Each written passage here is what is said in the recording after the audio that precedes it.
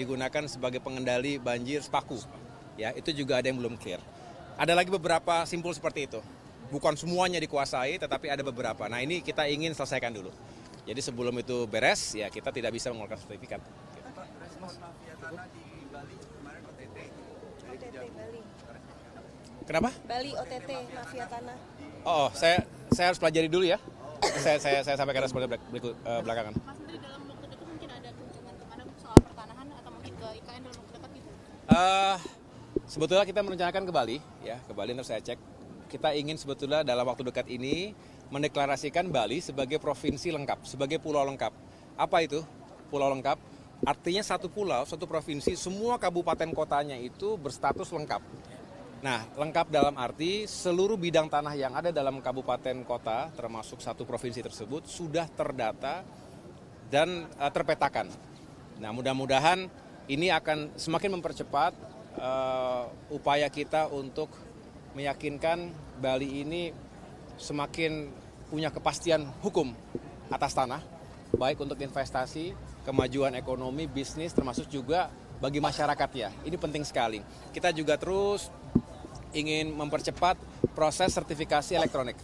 Dengan sertifikat elektronik, ini sebetulnya lebih mempersempit ruang bagi praktik-praktik mafia tanah.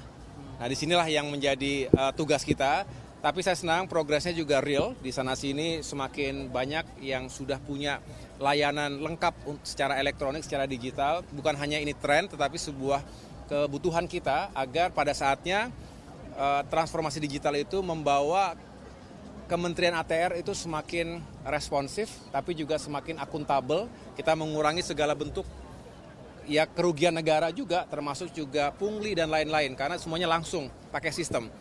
Nah, ada pertanyaan bagaimana dengan sistem online ataupun digital yang bisa saja ada hackernya. Ya tentu ini menjadi concern semua lembaga pemerintahan yang sudah melakukan transformasi digital. Itulah kita terus memperkuat sistem kita, security-nya, privacy kita, dan juga mudah-mudahan ini bisa menjadi backbone pada saatnya ya kita sudah clear dengan hal-hal yang sifatnya cetak gitu ya. Semuanya sekarang serba digital. Ini yang lebih kita kedepankan dalam waktu mendatang.